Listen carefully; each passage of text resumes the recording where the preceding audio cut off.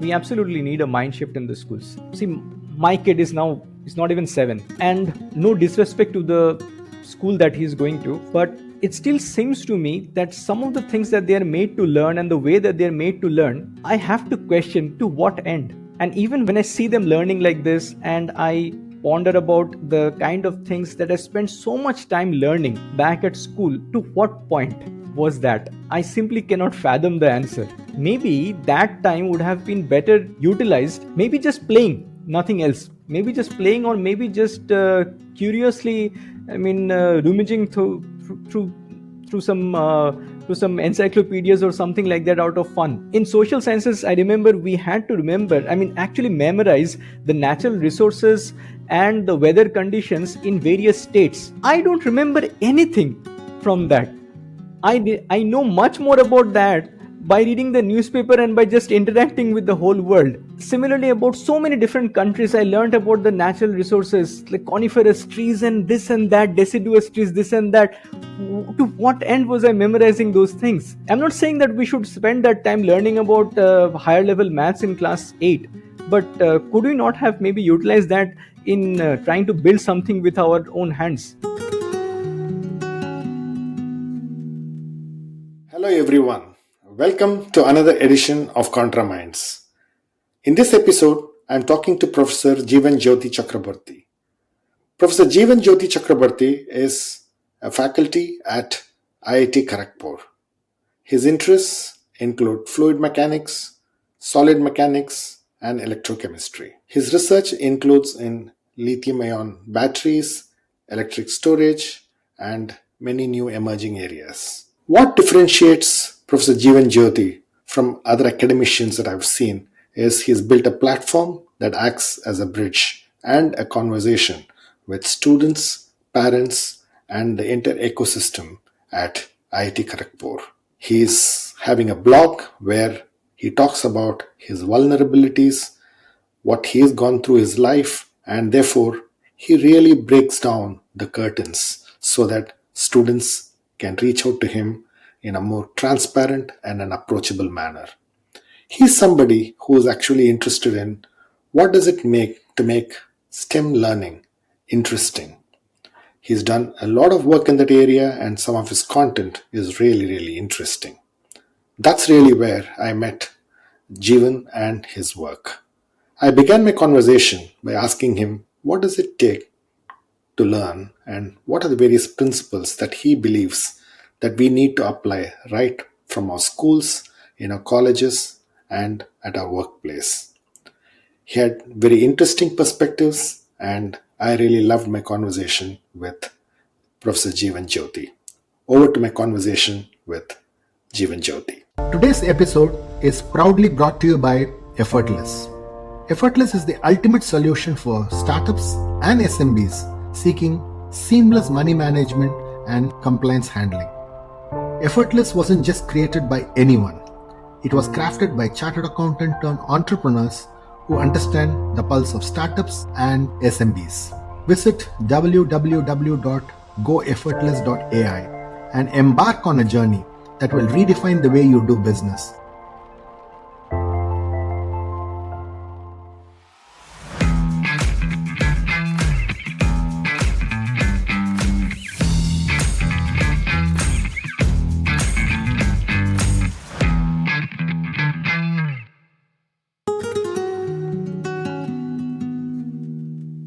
First thing that I wanted to ask you is really as leading academician of one of the leading institutions of the country, I see you actually having a platform and a conversation of the kind of ideas and your own vulnerabilities, right, is something that you put up there, right?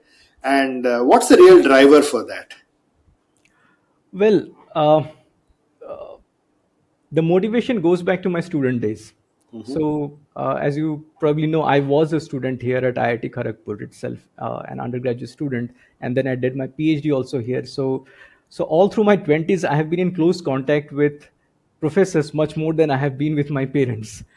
So, one thing which I noticed was that, and this I could actually contrast because of my experience with the same set of professors as an undergraduate student as well as a PhD student. I noticed that sometimes there is a big communication gap between the professors and the students.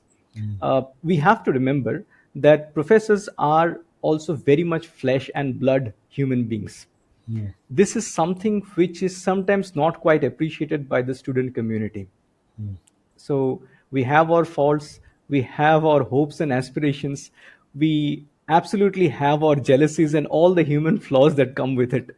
So when as a student you look at a professor, you probably don't think about these things, but maybe you'll have a better appreciation of it if we can just set aside the curtain and let you have a glimpse of what goes on behind. So that was one motivation, that if I speak about it a little bit, maybe students will have a better understanding of what professors also feel about. Brilliant. I think it's a lovely point. The curtains really falling down is also a way of getting closer to your students, and maybe the uh, way they will then reach out to you and have a conversation will probably change. Exactly. So, did you see that after you put up things like this? So one of the things which my I saw from the comments in the YouTube videos that I put up, as well as from my conversations with the students. Some of them I get to interact with on a daily basis. Uh, they actually expressed their genuine surprise that, sir, I did not know that this was actually happening. And I have maybe mentioned this at some time, at some points, that behind every 1 hour of lecture there goes in about 4 or 5 hours of effort into it. So they were very surprised. They told me that, oh, we thought that you just came into class and started speaking. So yeah, so those were the kinds of things that I think maybe I have managed to give a better glimpse to the students. Fantastic. I wanted to talk about one thing that you really talk about, which is learning how to learn, right? Absolutely. You are somebody who I found the work that you do, the content that you actually build and provide. There's a lot of talk, and I think you're very passionate about uh, how to learning to learn is an area that you focus about. Yes. Why do you think it's very important, and how does it impact anybody across their student days, across their work life? Uh, how is it important, and why do you think it's critical for understanding and applying some of the principles that you talk about? We'll talk about the principles first, but I would like to talk to you about why is it important learning how to learn. Yeah, this is a very important question. So, the motivation behind this is actually very simple. So, we know of that little story where somebody is very hungry, he wants food, and people give him food, but then a wise man comes along and teaches him how to fish, and he has solved the problem forever. So, Hmm. you teach a hungry man how to fish, you have solved his problem forever, right? So, I mean, learning how to learn is along the same spirit. So no matter how many degrees you have, no matter how much bookish knowledge you have accumulated, but if you have actually unlocked the ability to learn for yourself unaided, uh, then the whole world is there opening up in front of you. It is as simple as that. You do not need anything else. Where do you see the challenge for people learning unaided? Because you actually make a point in your math video that I saw, that you just uh, practice without understanding, right? Go through the pain of learning it is what almost you say, and then you say then practice it. So why is that important, and what does that do to learnability? Right. So this is always a pain point which many of us academicians feel is the, I mean, it's kind of a necessary evil in this day and age, the curse of coaching. So as human beings, we were supposed to evolve into higher and better forms. But it seems that collectively we have managed to regress to something which is which is backwards.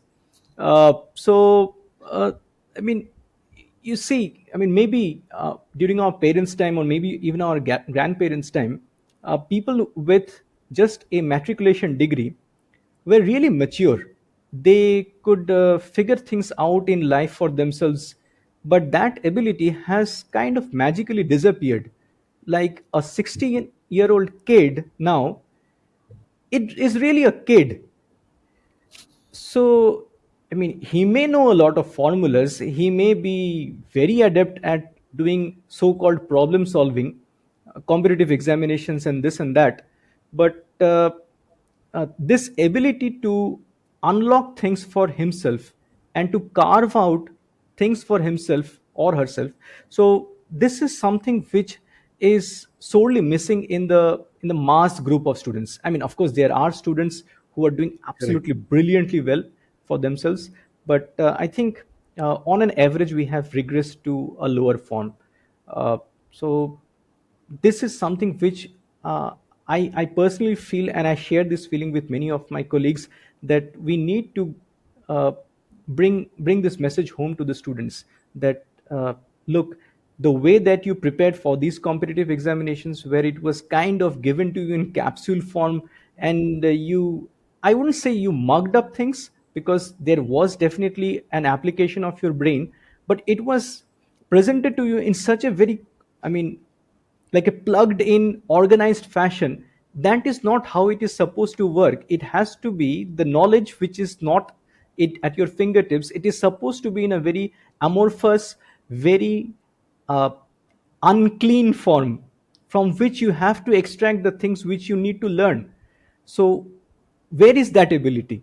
Hmm. So when they come from that 10 plus 2 stage, from high school stage to the undergraduate stage, and uh, they no longer have coaching at their disposal, Hmm. and we try to treat them like adults, they do not respond like adults. Hmm. Because the moment there is a little bit of an uncertainty regarding any sort of knowledge, they feel completely lost. Hmm. Whereas that is the real truth. In the real world, the knowledge, or whatever the thing, the pieces of information, it is never well organized and puts, I mean, nicely junketed in front of you. It is never like that. Hmm. You have to, I mean, search for yourself. You have to find it out for yourself. So where will that ability come from if you have not developed the muscle to learn for yourself? Hmm. So this was probably an ability which was earlier little bit honed greater in amongst high school students, but I mean, day by day it is falling down. So if I were somebody saying I've gone through, this process, and I would like to start applying some principles on the way you are talking about learning to learn, Yes. what are the things that I should be doing? Because I saw your blog on when you are 30, right? You said I never did trekking, I never did, I never went for a picnic, I never saw a cricket match live. Okay, and it was a fantastic blog according to me. Okay, uh, Thank you. and the way I saw it was there are so many people who probably also have learned the same way, right?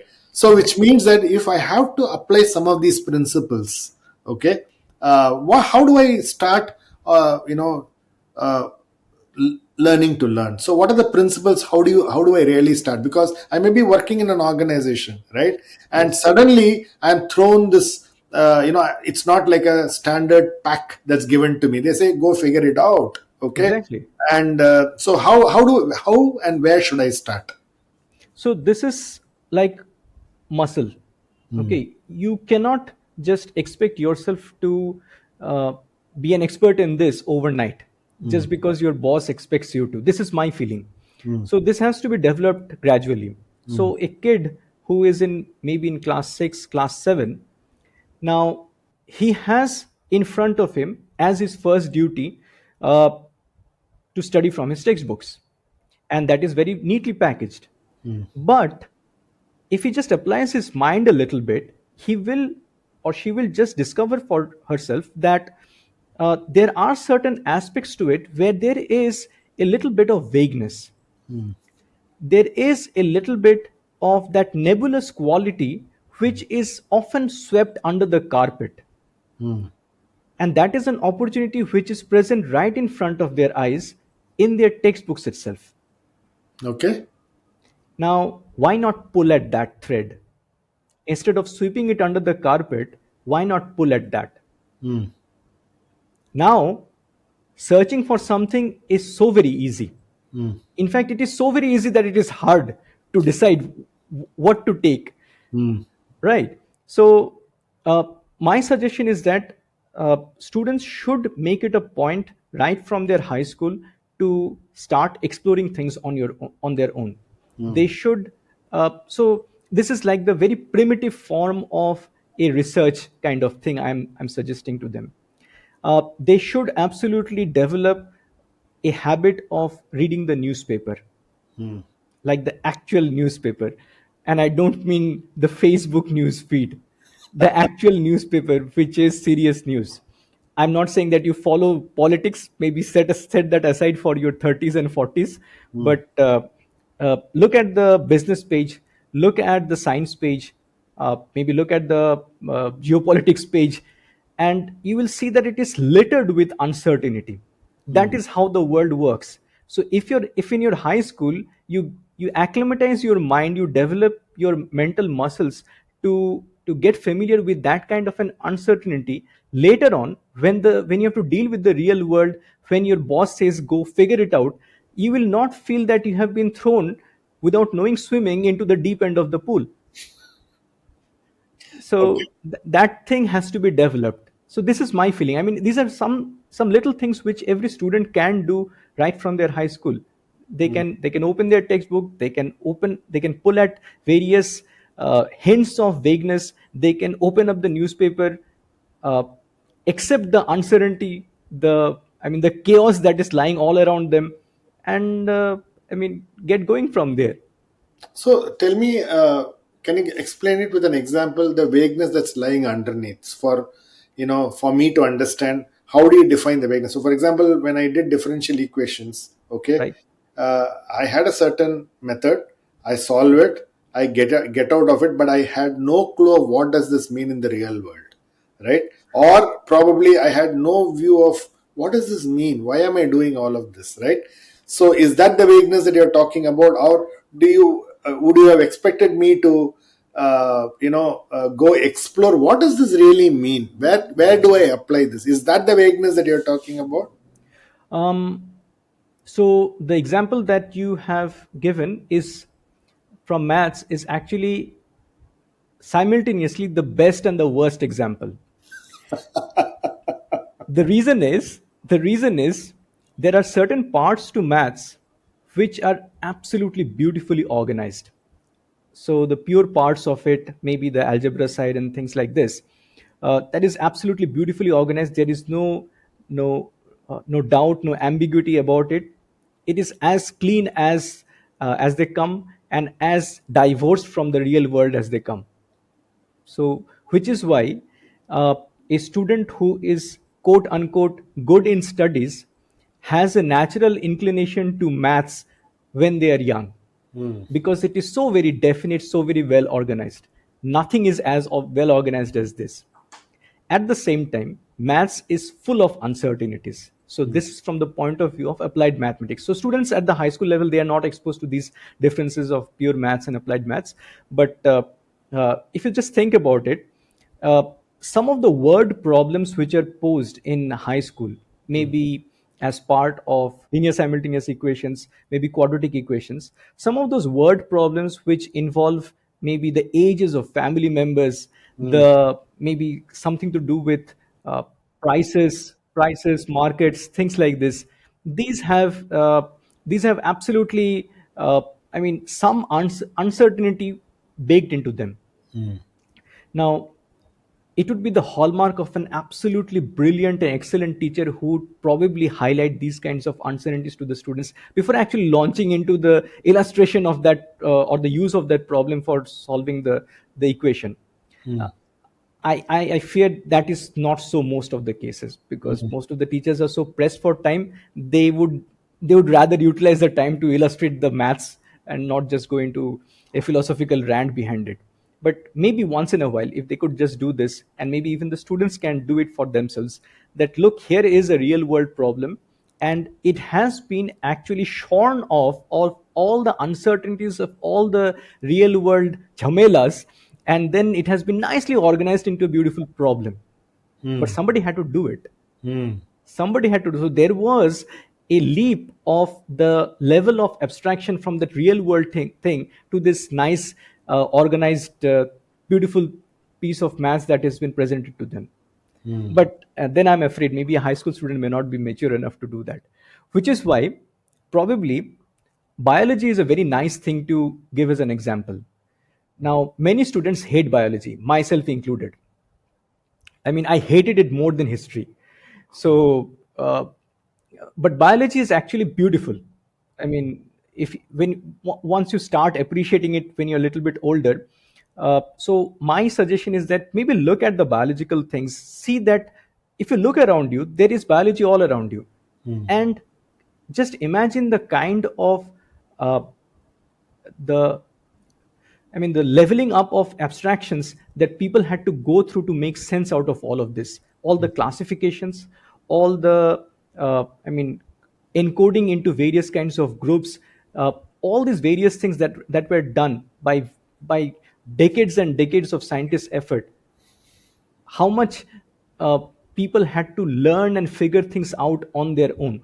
So from this vagueness, from this uncertainty, maybe from this confused mess, something meaningful can be taken out. uh, it's right in front of them. That's interesting. That's interesting.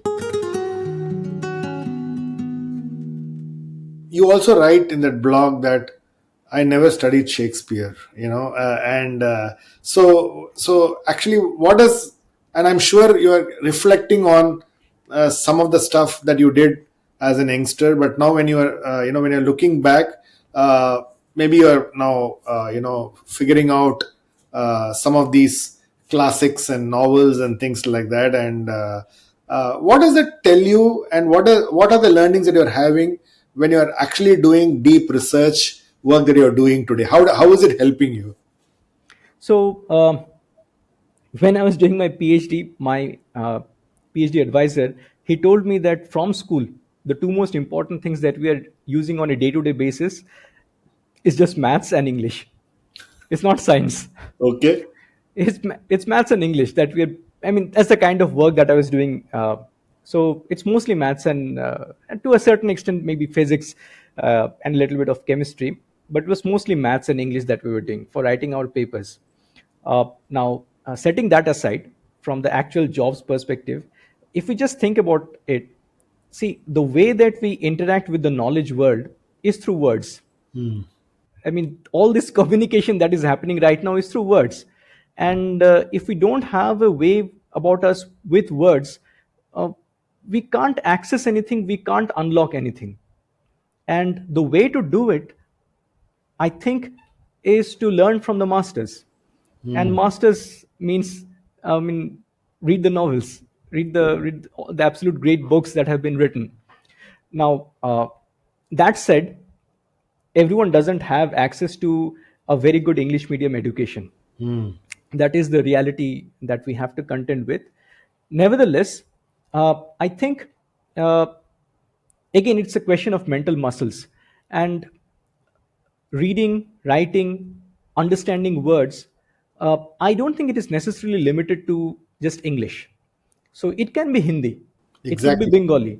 Correct. But what needs to develop in the student's mind is uh, this development of the literary ability. No matter how much interested you may be in maths or science, uh, you absolutely need to first have developed this literary ability to interact with the world. And if young students are listening to this, I want to put this message out to them that when we read scientific papers, and this is my personal experience, I have seen that applied mathematicians, they are capable of writing absolutely beautiful English. So Is when it? yes, so this came as a very big surprise to me. So nowadays, what I do is that when I start working on something new, I always make it a point. first to read a paper not from the domain expert scientists of that field, rather from the a paper written by an applied mathematician who is doing some modeling work in that field, Hmm. because they have a way of communicating it in a very very nice and organized fashion. So So clearly, what you're saying is explore, interdisciplinary, learnings also is what you're saying, right? Because I saw absolutely. in one place where you were talking about your own department, mechanical engineering, and you were actually saying that, uh, you know, mechanical engineering has got, uh, you know, uh, say interdisciplinary applications, right? Which means that then your ability to understand biology and mechanical engineering, okay, is a very interesting space, because then you're exploring two different subjects, and that I think is the real way to start thinking, because you're not going to apply just one single subject, because it's got a lot of interconnections, right? Right, absolutely. And we have this idea that mechanical engineering is all about steel, hammer, nuts, and bolts. But the fundamentals of mechanics, that this has always been intrinsically connected to the biological world. So a lot of the things which people understood in the very early days in fluid mechanics, it came from an inspiration of trying to understand what was happening in blood vessels. Hmm. So this is actually historical thing. So this is not something newfangled that okay, we have now stepped into the, I mean, the late decade of the 20th century or the early decades of the 21st century, and we are trying for new ways to publish papers. So which is why we are applying mechanical engineering to biology. It's Hmm. not that. Historically, it has been so that biology has inspired the mechanics, which led to developments in mechanical engineering. Contraminds is a podcast dedicated to decoding people, minds, strategy, and culture. We interview and learn from high performers so that you can apply these lessons on your journey to becoming the knowledge worker athlete you were meant to be. The Contraminds podcast is available on all leading podcast players, and if you're interested in revisiting past episodes or taking a look at our show notes from this episode, please visit us at www.contraminds.com. And now, back to the show. So, because of this, challenge of I do not know how to learn, therefore, I have some gaps as I've been built over years. Is this the reason that sometimes, a country like India, even though we produce so many great engineers, of course, your institution itself becoming one of the premier ones, uh, our ability to do breakthrough technologies that have world impact, and having patents, okay, that are absolutely, I would say, will give the developed nations a run for its money. Is that one of the challenges, and therefore do we face that as a problem? Do you believe so? No, I don't believe so. There is something more systemic at work here. This Okay. is my personal belief. Mm, so the thing is that, see, I have been a part of this mechanical engineering department since, I mean, I mean, Yes. since forever, since forever. Yes. Let's put it like that. Yeah. And when I look back at it, it was a fabulous education that I had the privilege of getting it. But at the same time, if I look at it in a slightly critical way, then uh, the emphasis was so much on a way which was much more mathematically inclined, that I feel, now looking back at it, it was more like a applied mathematician's training and less like a mechanical engineer's training. This is my feeling, Hmm. which is why, ironically, I ended up doing my postdoc. So that's the thing that we did after our PhD. Yeah, so I did it both in the maths departments. So that was my basic training, so to speak. It was like in a very applied mathsy kind of way. Hmm. Uh, so going back to your question, so this is an issue that we have uh, endemically, I think, in India, Hmm. that whenever it comes to a question of coming to the nuts and bolts of things, dealing with the actual steel, we sometimes shy away from it. Hmm.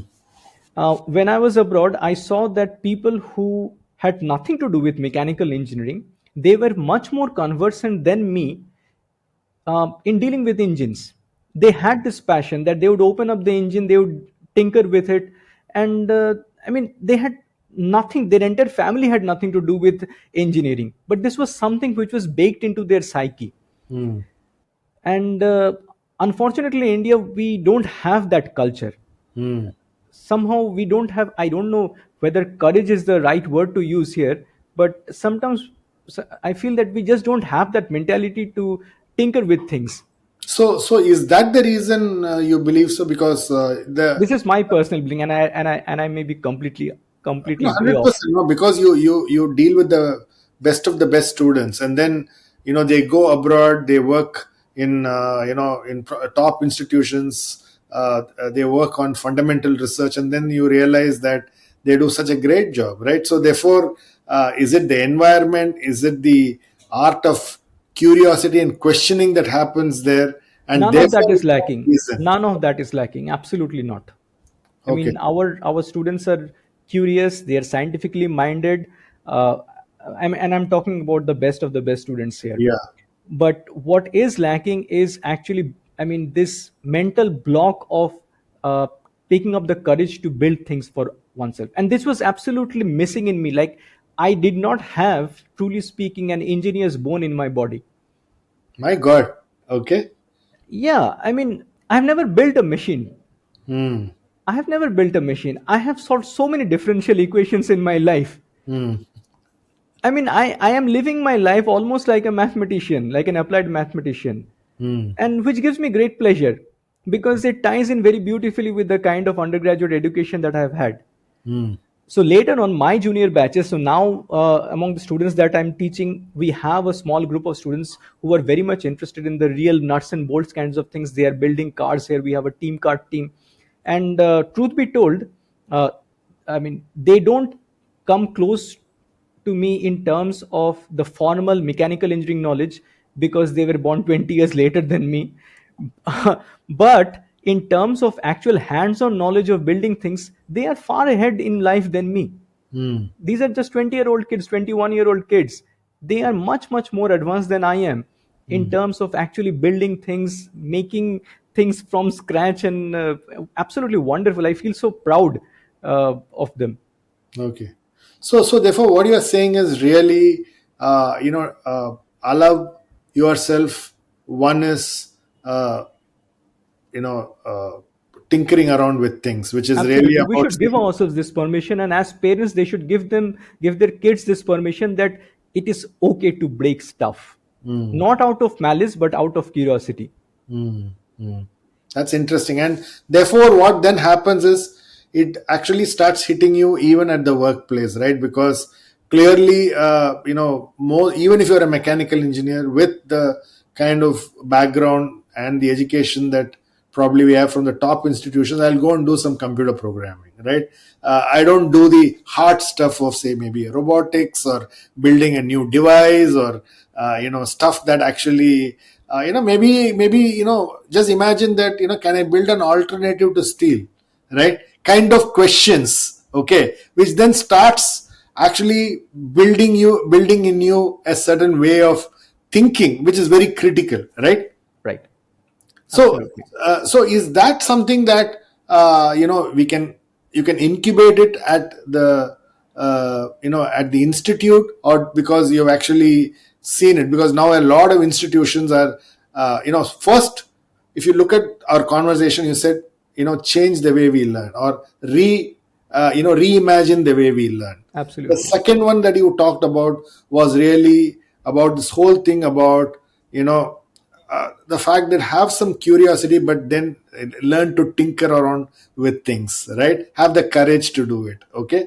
And the third is, now if I really move back and say, if I have to do that, then do I incubate it in my institutions, or do you think we also need a different way of building it right from our kindergarten schools, the way we get teachers in, the way we make them start thinking? Is there a different method that we need to start looking at the education system itself? So you are absolutely right. So the way you have posed the, you asked questions, but you have a kind of answered them. So if you just remove the question mark, that's the answer. So uh, yeah. So see, at a place like IIT Kharagpur or the IITs, we already have a nice incubation system in place. Uh, it is working, and I'm sure it will work great with these kids, their enthusiasm and everything. Uh, we have new faculty members joining who are really good at tinkering with stuff, building stuff. So I'm not that much worried about a place like IIT Kharagpur. Hmm. It'll take care of itself. They don't, yeah, they don't need me to give wise opinions. Exactly. Yeah. True. So, but as you said, maybe we need a mind shift in the schools. Hmm. We absolutely need a mind shift in the schools. See, my kid is not even 7. Hmm. No disrespect to the school that he's going to, but it still seems to me that some of the things that they are made to learn and the way that they are made to learn, uh, I have to question to what end. Hmm. And even when I see them learning like this, and I ponder about the kind of things that I spent so much time learning back at school, to what point was that? I simply cannot fathom the answer. Hmm. Maybe that time would have been better utilized, maybe just playing, nothing else, maybe just playing, or maybe just curiously, rummaging through some encyclopedias or something like that out of fun. uh, in social sciences, I remember we had to remember, actually memorize the natural resources and the weather conditions in various states. Correct. I don't remember anything from that. I know much more about that by reading the newspaper and by just interacting with the whole world. Hmm. Similarly, about so many different countries, I learned about the natural resources like coniferous trees and this and that, deciduous trees, this and that. To what end was I memorizing those things? Correct. I'm not saying that we should spend that time learning about higher level maths in class 8, Hmm. but could we not have maybe utilized that in trying to build something with our own hands? So true, Jeevan. I think it's a fantastic point. And the second one is really about even a method of grading teachers, right? Because we just don't have the the right teachers to inspire these kids, because leave the IITs, you probably, they take care of the students, take care of themselves, they're anyway intelligent students, they've got some kind of a inspiration from somewhere, they've been able to do that. Yes, Okay. I'll come back to some other challenges that is there, but clearly I think it takes care of itself. But there's a vast majority of students, okay, who probably are uninspired, right? Because not just they don't have the potential, but they just are unable to understand, right?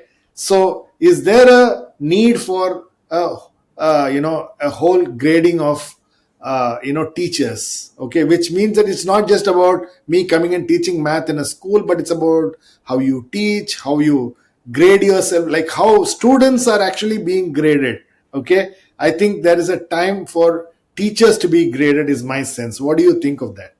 absolutely. And see, we are all a product of our history.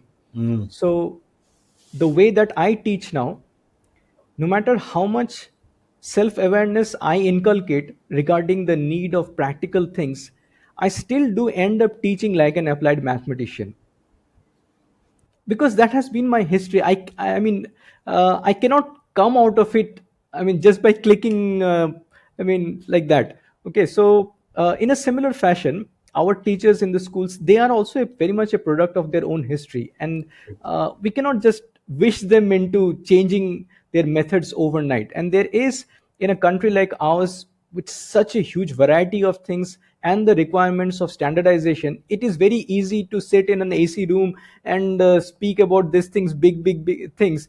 But you see, there's such a huge chunk of students who are now even going to Anganwadi to learn their foundational skills. Exactly. So, yeah, you see the difference in scale. Correct. Okay, so them learning the basics of arithmetic is an achievement. Exactly. And here we are talking about something at a higher level of abstraction, so we have to take those things into account also, I believe.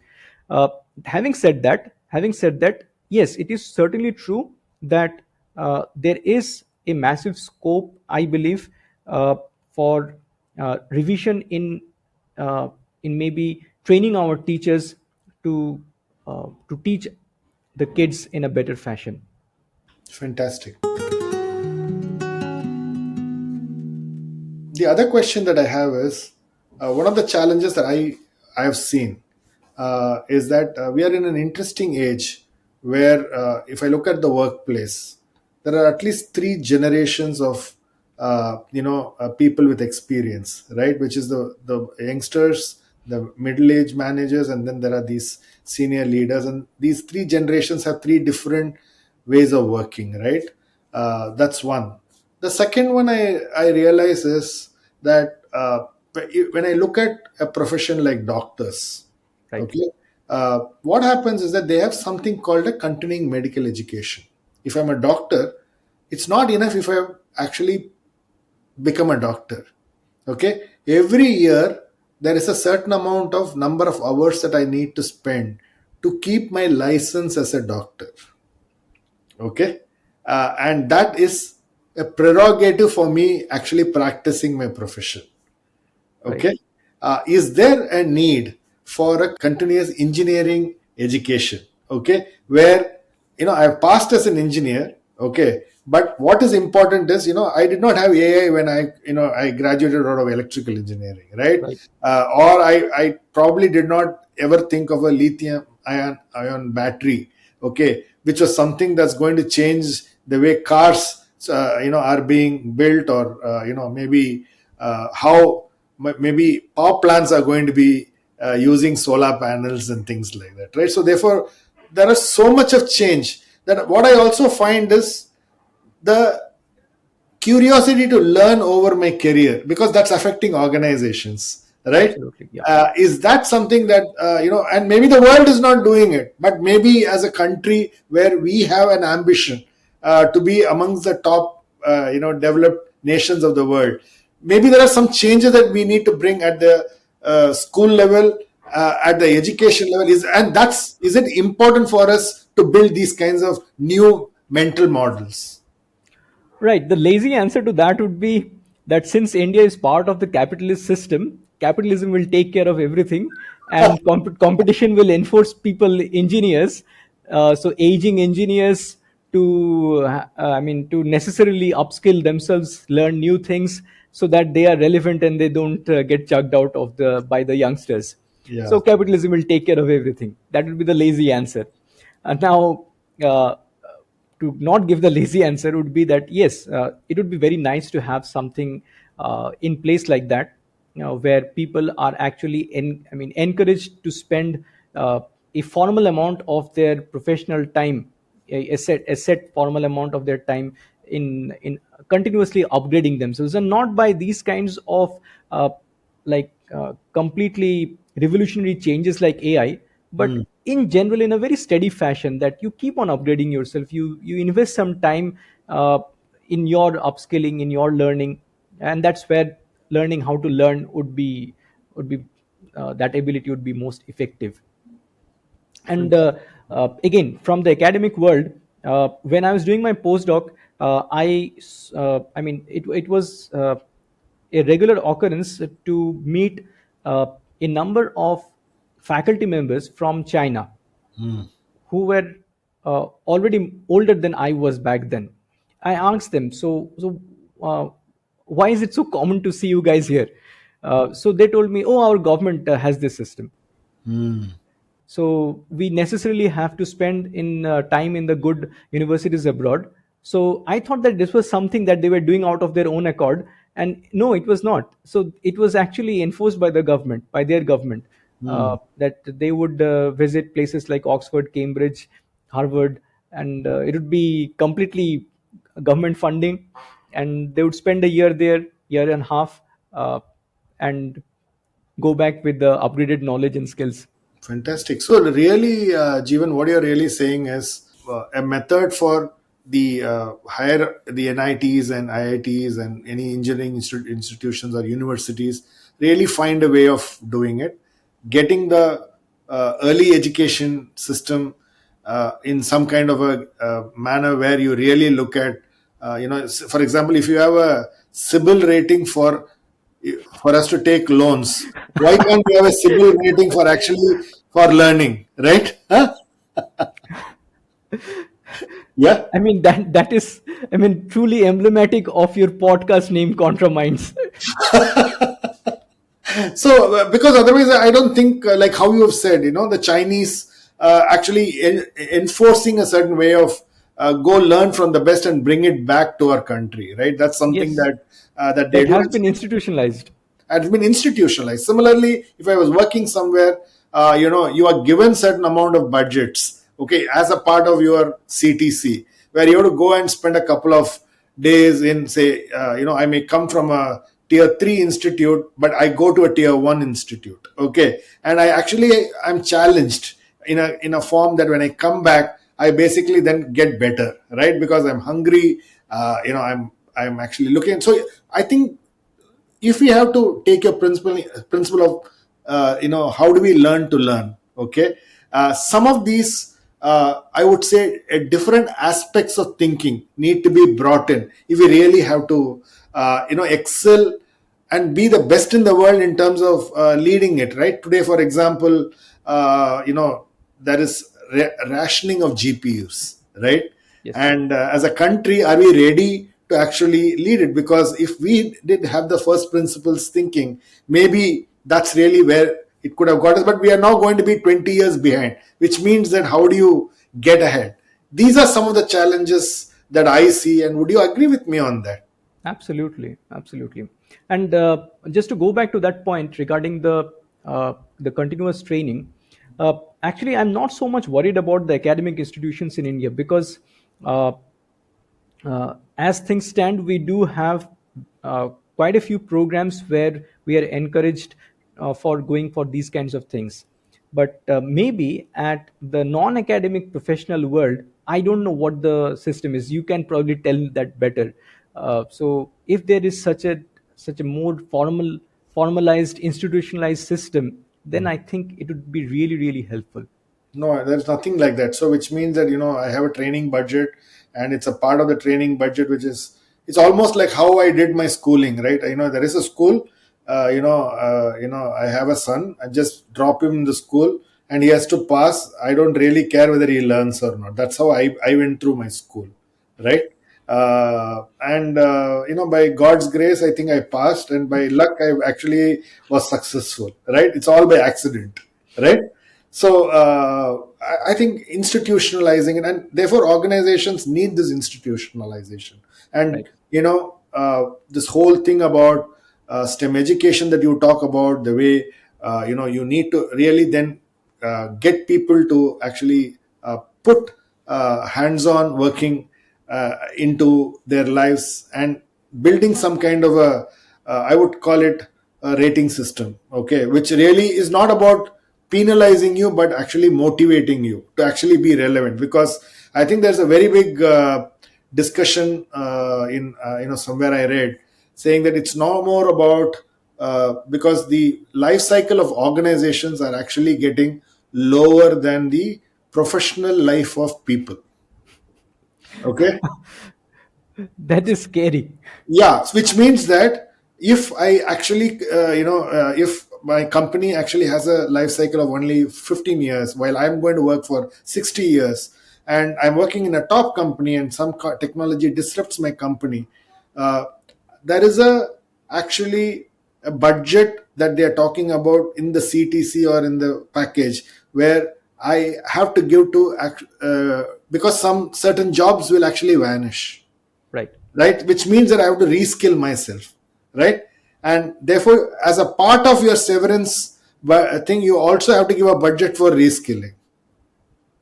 So there are new ways in which we need to start building this, because what got built in the 1900s and the 1800s is not what's going to take us to the next 2000s, 2030s and the 2050s. So clearly some of the stuff that you talk about, which is educating parents, educating students, looking at learning in a different way, I think is just fantastic. And I think this is just I would say, the first part of our conversation. And it was lovely talking to you. And I just want to end with probably a set of rapid fire questions All right.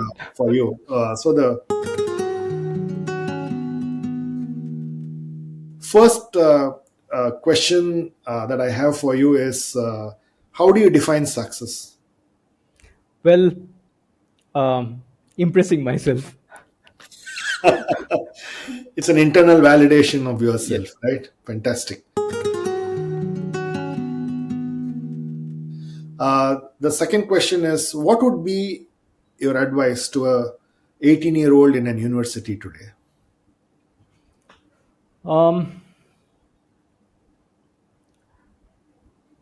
Pass all the subjects.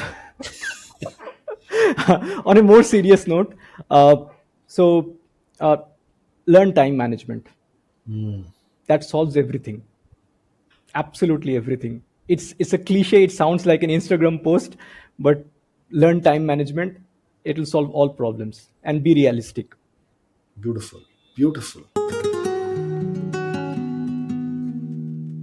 If you were to have a dream dinner from whom you, with people who are living or not living, who you would have loved to meet, okay, who are those 2 or 3 people who you would like to sit and have a conversation?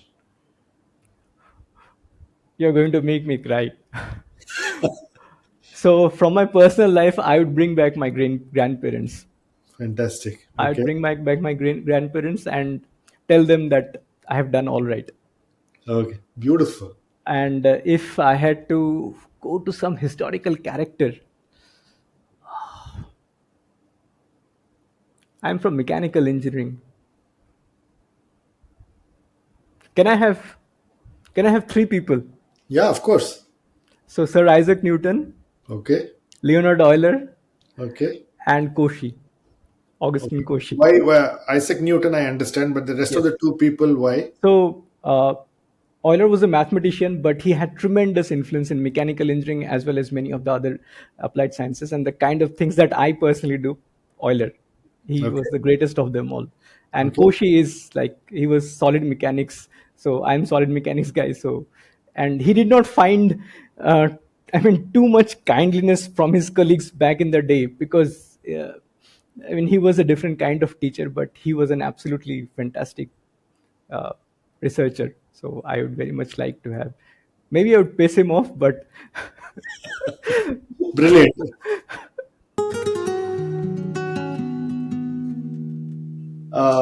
What's one piece of advice that you got?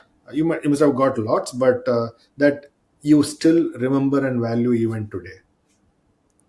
right. So I have actually made a video about this in YouTube. So as an undergraduate student, uh, from one of my seniors who was not very much academically inclined, he told me that make the best use of your classes. So include that as part of your plans. Go to class and actually try to learn. So don't waste that time. All the study that you plan later on will be bonus, but first try to learn the things right in the class itself. Nice. That's for the students. And later for professional life, well, I mean, try to be a little bit realistic and be a little bit at the edge sometimes, so you can push it a little bit further. Unless you are an absolute maverick, then don't listen to me. Great. So thanks, Jeevan. It was lovely talking to you. And I think, as I said, this is just the beginning of our conversation. There's so much that we had to talk about. But I think it was lovely, and the perspective that you provided was just fantastic. Thank you very much. Thank you so much. It was absolutely wonderful talking to you. Thanks for listening to this episode.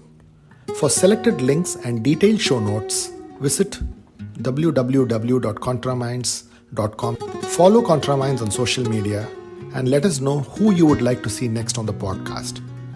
If you're listening to Contraminds on Apple Podcasts, do share your comments and give us a rating. We are keen to know what you're thinking. Contraminds is also on YouTube. If you're listening to the podcast on YouTube, hit the subscribe button and stay up to date on all our releases. Thanks for listening and stay safe.